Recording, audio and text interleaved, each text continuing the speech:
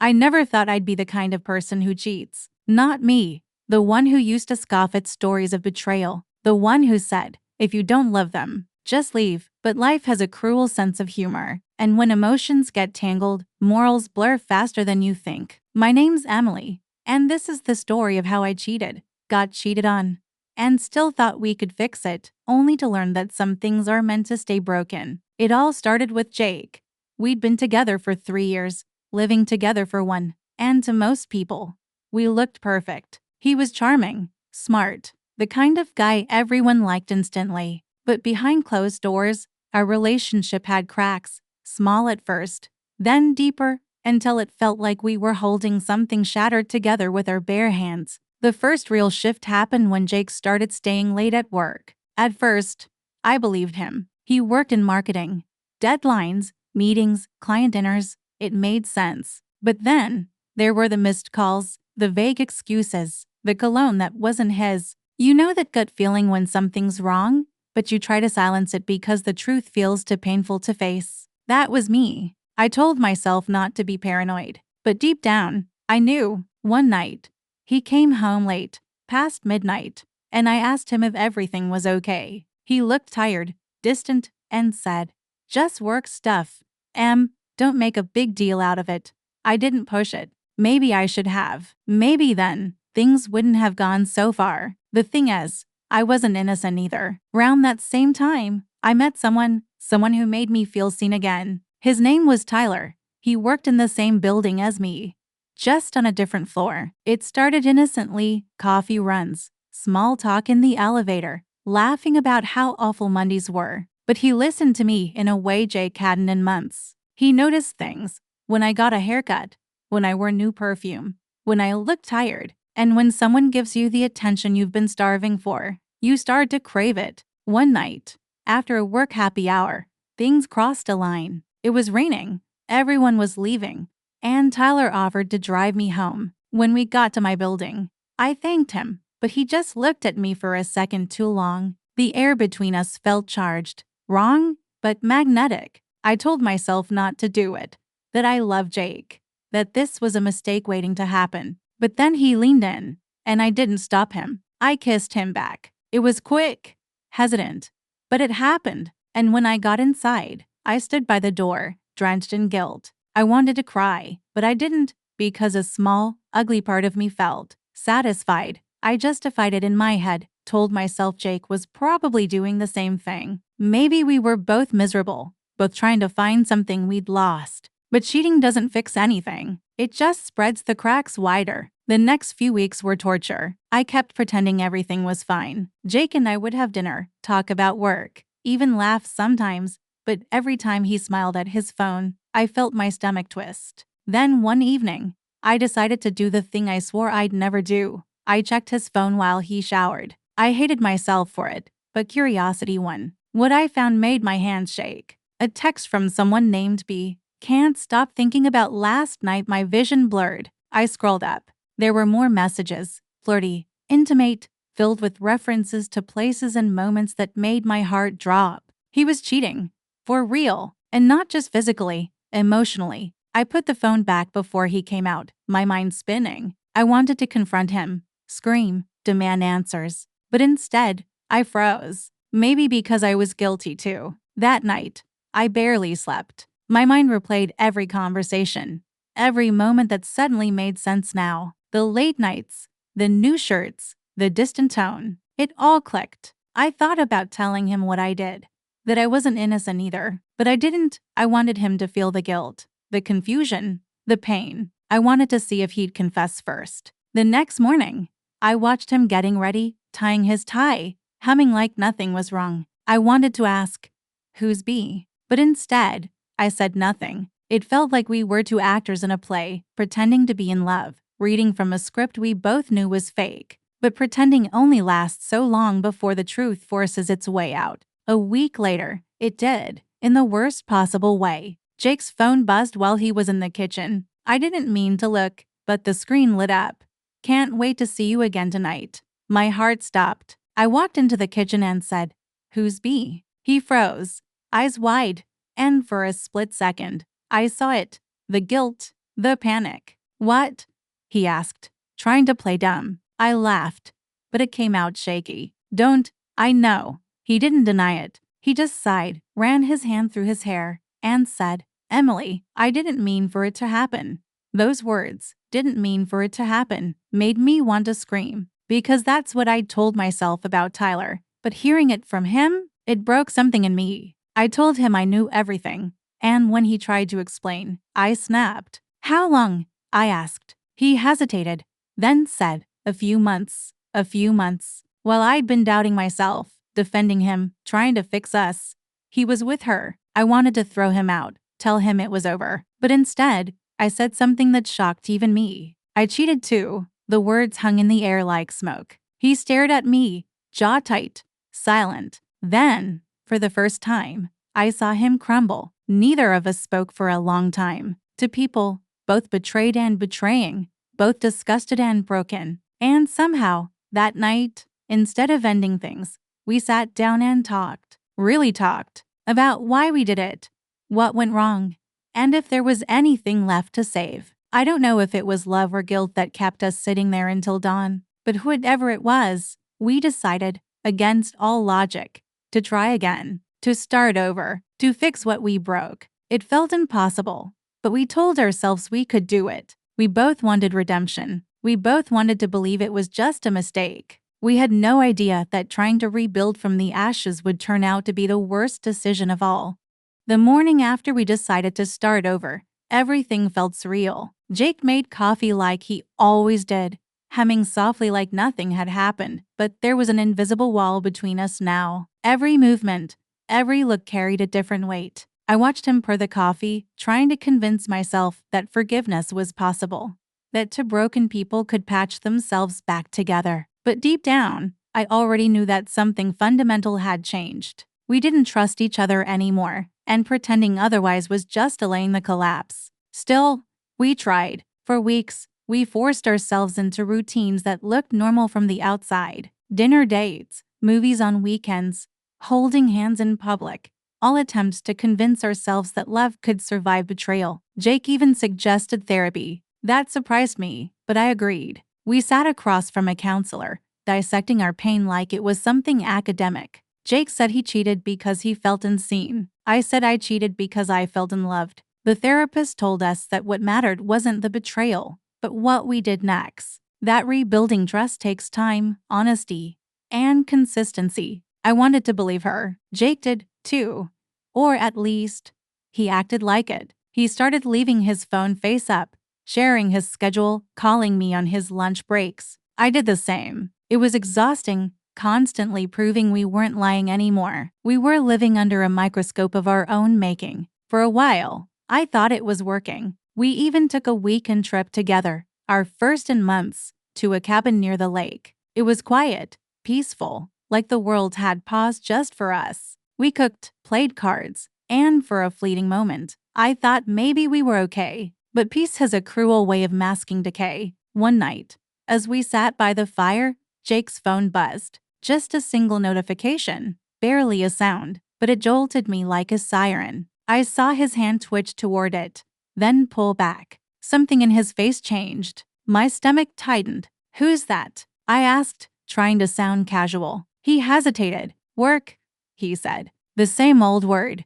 My heart sank. I wanted to trust him. I really did. But that hesitation was too familiar. Later that night, when he fell asleep, I checked. I hated myself for it, but I did. The message was from his coworker, Ryan. Just a meme. Harmless. Stupid even. But the timestamp was 11:48 p.m. Why was he texting her that late? I scrolled up, and the thread was innocent enough, full of jokes and inside references. But there was one message that made my chest tighten. Don't tell Emily. She'll kill me. I didn't know what it was about, but it didn't matter. That one sentence reopened every wound we tried to stitch. I put the phone back and lay next to him, staring at the ceiling. My heart raced, my mind spinning in loops. Maybe it was nothing. Maybe it was everything. When we got home the next day, I couldn't shake the feeling. Jake noticed I was quiet, asked what was wrong, and I lied. Just tired. The truth was, I didn't trust him anymore. Not really. But I also couldn't imagine leaving. It's strange how betrayal can bind two people together in the most toxic way, like both are too scared to walk away because then it means admitting it's really over. Days turned into weeks. We went through the motions. Smiles, dinners, late-night cuddles that felt forced. Every time I looked at him, I wondered if he was thinking of her. And every time he looked at me, I wondered if he was wondering the same about me and Tyler. Because here's the thing, Tyler hadn't really disappeared from my life. After the affair, I'd blocked him, swore to never speak to him again. But about a month after Jake and I reconciled, Tyler texted me from a new number. "Hey, just checking in. You okay?" I stared at it for hours before responding. I shouldn't have, but I did. "Yeah, I'm fine." That one message was the start of another storm. We didn't talk often, just small exchanges. Him asking about work, me pretending I was happy. But I wasn't. Every text from him reminded me of how different things had felt when I was with him. Simple, free, no lies. At least not yet. I told myself it was harmless, that I was just keeping a friendship. But deep down, I knew I was seeking validation, proof that someone still wanted me. One evening, Jake walked into the living room while I was texting. I quickly flipped my phone over. His eyes caught the motion. "Who was that?" he asked, too casually. My throat tightened. "Just a friend." He nodded slowly. "Tyler." The way he said it, calm, sharp, certain, made my blood run cold. I hadn't said Tyler's name once since our reconciliation. I tried to play dumb, but his stare didn't waver. "I saw the messages," he said. My mouth went dry. "You went through my phone?" I shot back, my voice rising. "Yeah," he said flatly, because I knew something was off. Guess I was right. The argument that followed was like a thunderstorm. Everything we'd been burying erupted at once. The resentment, the guilt, the shame. We threw words like knives, trying to hurt each other. And we did. He called me a liar. I called him a hypocrite. He said Tyler was just waiting for me to ruin things again. I said maybe that wouldn't be so bad. It ended with me grabbing my keys and storming out, slamming the doors so hard the frame rattled. I drove without thinking, tears blurring my vision, ending up parked outside Tyler's apartment building. I just sat there, gripping the steering wheel, my heart pounding. I shouldn't have been there. I knew it. But pain makes people reckless. I texted him, "You home?" He replied instantly, "Yeah, you okay?" I almost got out of the car, almost, but something stopped me. Maybe guilt, maybe exhaustion. Instead, I drove home. Jake was still awake when I walked in, sitting on the couch, eyes red. Neither of us spoke. I just sat down across from him, both of us breathing in silence heavy enough to crush the air around us. In that moment, I realized something horrifying. We weren't fixing anything. We were destroying each other slowly, piece by piece, pretending it was love. But I wasn't ready to let go. Not yet. Because sometimes the scariest thing isn't losing someone, it's admitting you already have. After that night, something inside our relationship snapped completely, but we still kept pretending it hadn't. Jake and I didn't talk about the fight, about Tyler, or about the fact that we both knew this wasn't working. We just slipped back into the same numb routine, to ghosts living under the same roof, orbiting around each other, but never touching. Every morning felt the same: coffee, silence, fake smiles before heading off to work. Every night, the same awkward dinner conversations that went nowhere. I could feel the resentment growing like mold between us. But somehow, even that felt safer than being alone. Then one day, Jake suggested something unexpected: a clean slate. "Let's get away," he said. "Just us. No phones, no distractions. Maybe we can find what we lost." I wanted to laugh at how naive it sounded, but part of me wanted to believe it too. Maybe if we escaped the noise, we could start over for real this time. So I said yes. We booked a week-long trip to Oregon. Mountains, trees, air so clean it hurt to breathe. When we arrived, the cabin was picture perfect, like something out of a magazine. For the first time in months, I felt calm. We hiked, cooked dinner together, even watched movies without arguing. At night, he'd hold me like he used to, and for a few fleeting seconds, I could almost forget everything. But peace doesn't last when it's built on secrets. On the third day, I woke up to an empty bed. Jake's phone was on the table, face down, charging. Normally, I wouldn't have touched it. Not again. But something inside me whispered, "Check." It wasn't even about mistrust anymore. It was instinct. I picked it up, my hands shaking, half hating myself for it. There were no texts, no missed calls, just a recently deleted messages folder, empty, but still visible in the history log. My heart thudded in my chest. Why would he delete messages if we were starting over? I didn't have time to think because the door opened. Jake walked in, carrying firewood, smiling like everything was fine. I forced a smile back, but my mind was already spiraling. That night, while he was outside by the fire pit, I checked again. I dug deeper into the system files, something I'd learned from a tech-savvy friend, and there it was, fragments of deleted conversations with someone named Becca. My breath caught. The messages were short, but enough to see the truth. Wish you were here. Miss your laugh. Soon. That one word, soon, shattered whatever fragile hope I had left. My vision blurred as I scrolled, my chest tightening so hard it hurt. After everything, after therapy, after promises and apologies, he was still doing it. Still lying, still cheating. I didn't even realize I was crying until Jake came back inside. He saw the phone in my hands, his expression freezing. Emily, he started, but I cut him off. Who's Becca? He didn't answer. He didn't have to. The silence said everything. My voice broke when I said, after everything we've done to each other, you're still doing this. He tried to explain, said it was nothing serious, that he'd only talked to her when things between us were bad, that he never meant for it to go anywhere. The same script, the same pathetic excuse I'd once used myself. And suddenly, I wasn't sad anymore. I was furious, not just at him, at both of us, because I realized we'd been living a lie long before the cheating started.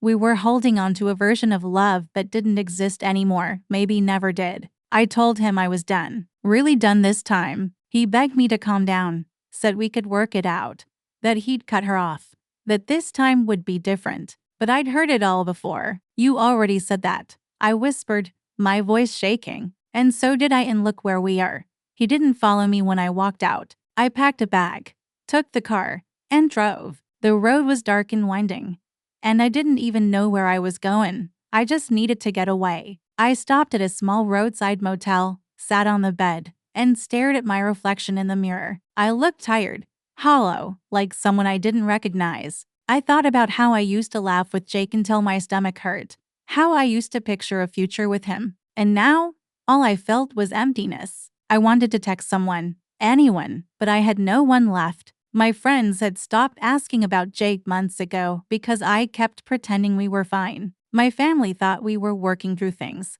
The only person I could think to message was the one I shouldn't, Tyler. I stared at his name in my phone for a long time before finally typing. It's really over, he replied almost instantly. You deserve better. I'm sorry he hurt you. I wanted to believe that. I wanted to believe I deserved better. But the truth was, I wasn't just a victim. I was part of the damage. I cheated too. I lied too. I wasn't innocent. I was just tired of being the one who cared more. The next morning, I woke up to a dozen missed calls from Jake.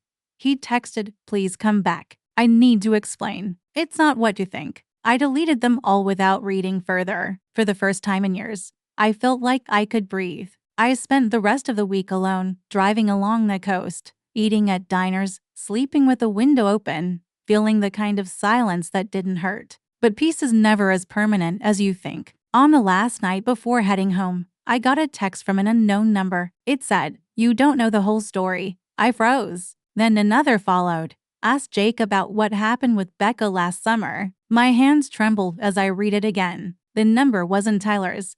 It wasn't Jake's. And somehow, I knew, whatever that message meant, it wasn't just about cheating anymore. Something darker was hiding underneath all of it, something I wasn't supposed to find out.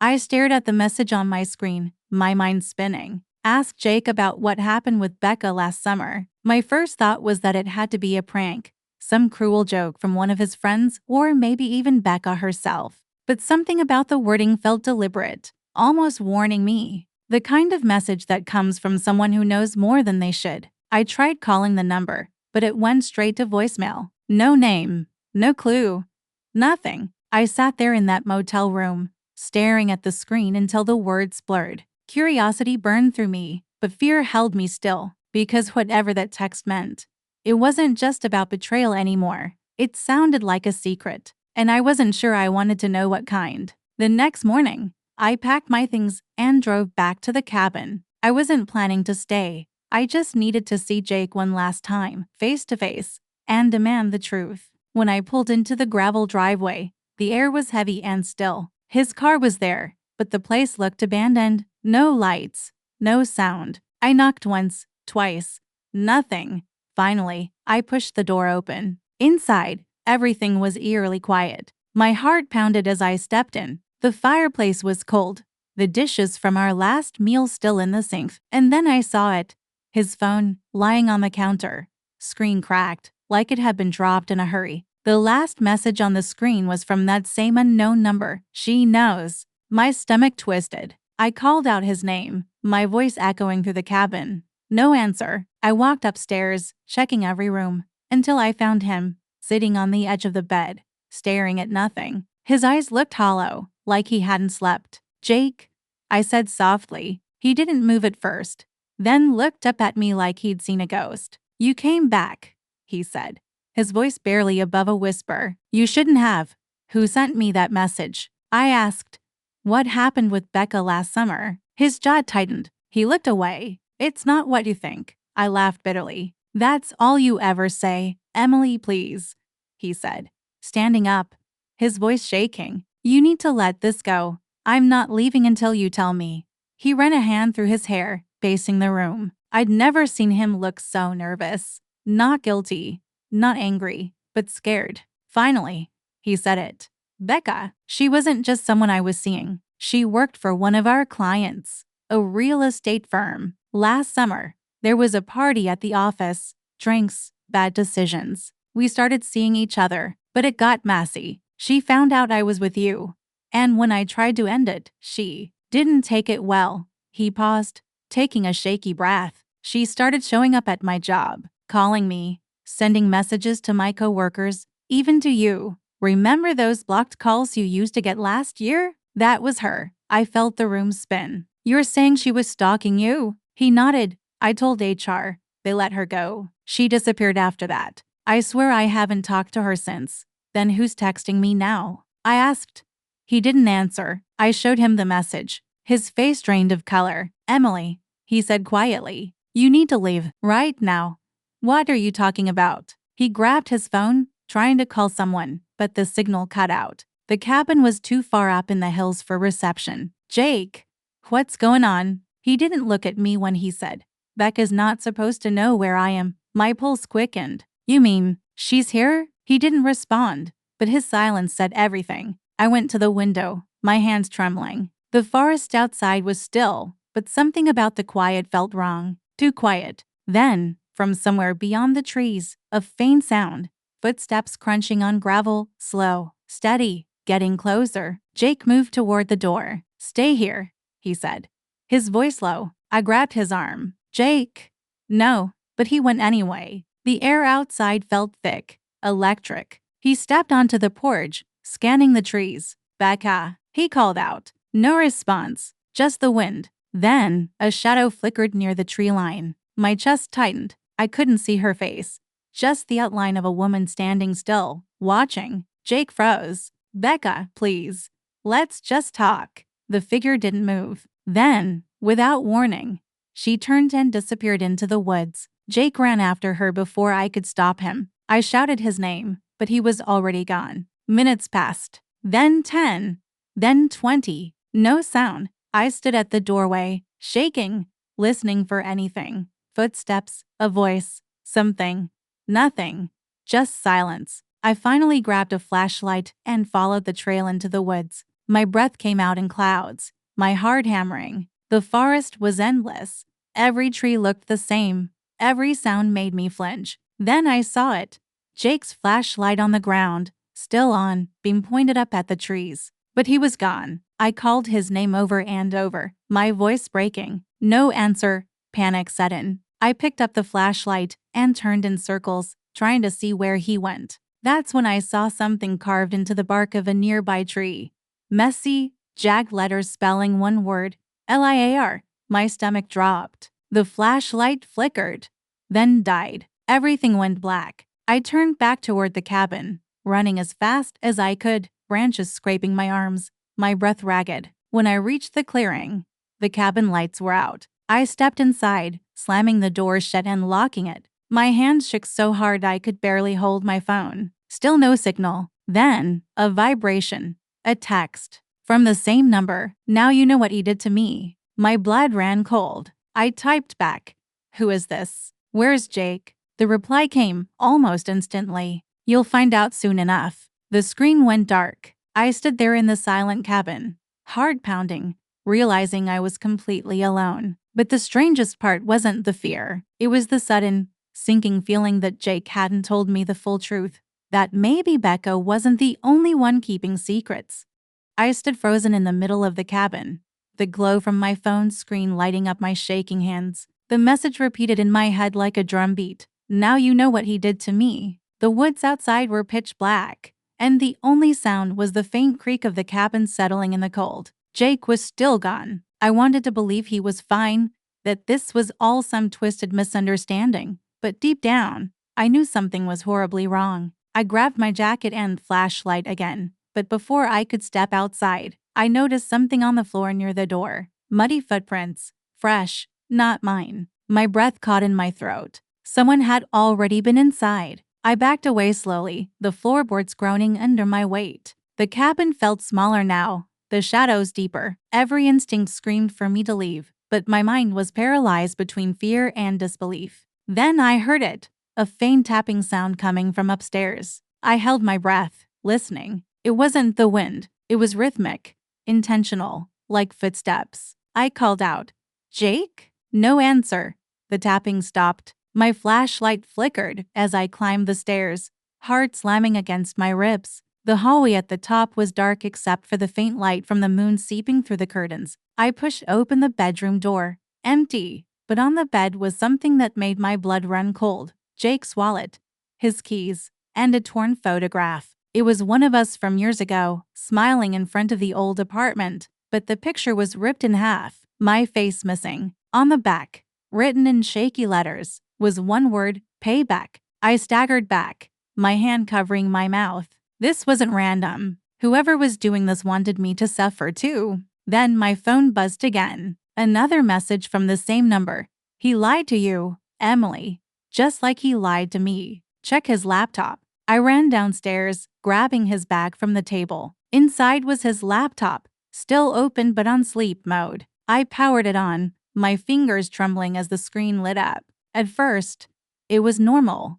Work folders, spreadsheets, emails. But then I noticed a hidden folder tucked deep in his files, labeled simply June. When I opened it, my entire body went cold. There were photos, dozens of them, screenshots of messages, pictures of me, sleeping, cooking, sitting at my desk, all taken secretly. And in the middle of them, photos of Becca, the same angle, same pattern, each image paired with timestamps, like he'd been documenting us both. The last few entries were videos. One showed Jake and Becca arguing in a parking lot. Her voice cracked through the audio.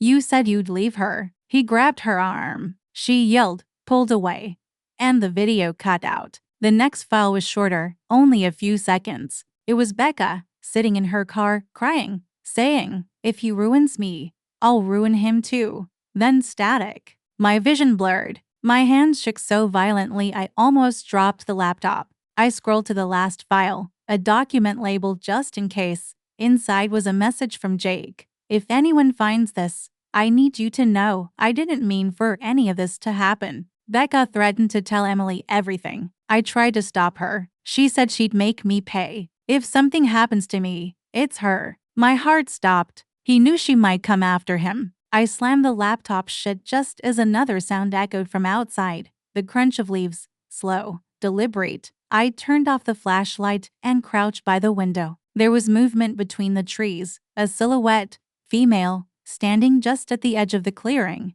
watching the cabin, watching me. I couldn't breathe. Then, the sound of a car approaching from the distance broke the silence. Headlights swept across the driveway, and the figure vanished into the woods. A vehicle pulled up fast. A sheriff's car. I stumbled outside, waving frantically. "Please. You have to help me." My boyfriend's missing. The deputy jumped out, flashlight in hand. Ma'am, slow down. Who's missing? Jake. He went into the woods. There's someone out there. Becca, she's. The words tangled in my throat. The deputy's face shifted. Did you say Becca? Becca Moore. I nodded, still shaking. His expression darkened. Ma'am, Becca Moore's been dead for over a year. The world tilted. What? Car accident, he said. Last summer, out near the same highway you came in on. You sure that's the name you saw? I could barely speak. My mouth went dry. She texted me, tonight. The deputy's radio crackled, a voice on the other end saying something about a vehicle found abandoned near the forest trail. Stay here, he said, running back to the car. But I couldn't. I followed, my legs moving before my mind caught up. The car drove us down a narrow dirt path until it stopped near a ditch. There, half hidden by the trees, was Jake's car, the driver's door wide open, his phone on the seat. No sign of him. The deputy called for backup, but I barely heard him. My eyes locked on something in the mud. Footprints. 2 sets.